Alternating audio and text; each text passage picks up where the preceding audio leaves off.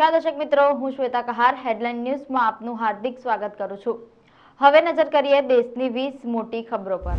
દ્વારકાના દરિયાકાંઠેથી ફરી લાખોનું ડ્રગ્સ ઝડપાયું। એસઓજીએ પ્લાસ્ટિકના પારદર્શક બોક્સમાંથી 44.85 લાખનો બિનવારસી ચરસનો જથ્થો ઝડપ્યો। સલમાનના ઘરની બહાર ફાયરિંગ કરનાર ગુજરાતમાંથી ઝડપાયા। મુંબઈ ક્રાઇમ બ્રાન્ચે બંનેને ભુજમાંથી દબોચી લીધા। બિહારના રહેવાસી છે। આરોપીઓએ સુરતની નદીમાં પિસ્તોલ ફેંકી દીધી હતી।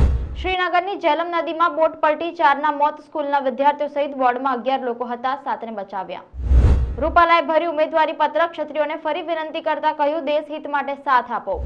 ક્ષત્રિય સમાજની સરકાર સાથેની બેઠક નિષ્ફળ। તૃપ્તિબાએ કહ્યું, માફીને કોઈ સ્થાન નથી। પાર્ટ 2ની રણનીતિ નક્કી થશે। રૂપાલાનું ટ્વીટ, રાજકોટના દિલમાં ફક્ત ભાજપ। દિલ્હીના સીએમની તાત્કાલિક સુનાવણીની અરજી સુપ્રીમે ફગાવી। 23મી સુધી જેલમાં જ રહેવું પડશે। ઈરાન ઇઝરાયલ યુદ્ધ થશે તો અમે ખુલ્લી રીતે મેદાનમાં આવી જઈશું। રશિયાની સ્પષ્ટ ચેતવણી। રાહુલના હેલિકોપ્ટરની ચૂંટણી અધિકારીઓ દ્વારા કરાઈ તપાસ।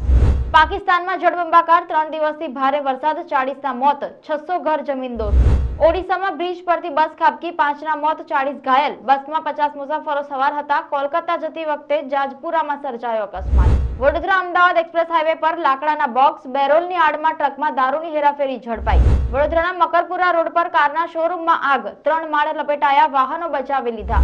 અમરનાથ કરતા અઘરી જમનાબાઈની યાત્રા। અમરનાથ યાત્રાએ જનારા યાત્રીઓનું જમનાબાઈ હોસ્પિટલમાં મેડિકલ ચેકઅપ શરૂ થતા પહેલા જ દિવસે 400 લોકો પહોંચતા હોબાળો। ભુજમાં કિલો કેરીનો ભાવ 300 થયો, કેરીનો રસ 200માં। શેર બજારમાં સતત બીજા દિવસે ઘટાડો। સેન્સેક્સ 300 પોઈન્ટથી વધુનો કડાકો, નિફ્ટી પણ લગભગ 100 પોઈન્ટ તૂટ્યો। આરસીબીના બેટર દિનેશ કાર્તિકે આઈપીએલ 2024નો સૌથી લાંબો છગ્ગો ફટકાર્યો। આરસીબીને હાર બાદ લાગ્યો મોટો ઝટકો। ઓલરાઉન્ડર ગ્લેન મેક્સવેલ આઈપીએલ 2024 સિઝનમાંથી દૂર થવાનો નિર્ણય લીધો। આમી જે તોમાર ગીત પર વિદ્યા માધુરી સામસામે ડાન્સ કરશે। કાર્તિક પણ સાથે જોવા મળશે। ભૂલ ભુલૈયા 3ના મેકર્સ ગીતને નવો ટચ આપશે। અક્ષયની બડે મિયા પહેલા વીકેન્ડમાં 50 કરોડે માંડ પહોંચી। રાજકુમાર રાવે લુક બદલવા ચીન ઇમ્પ્લાન્ટ કરાવ્યા હોવાની ચર્ચા। તો આ હતી દેશની 20 મોટી ખબર। જોતા રહો હેડલાઇન ન્યૂઝ। નમસ્કાર।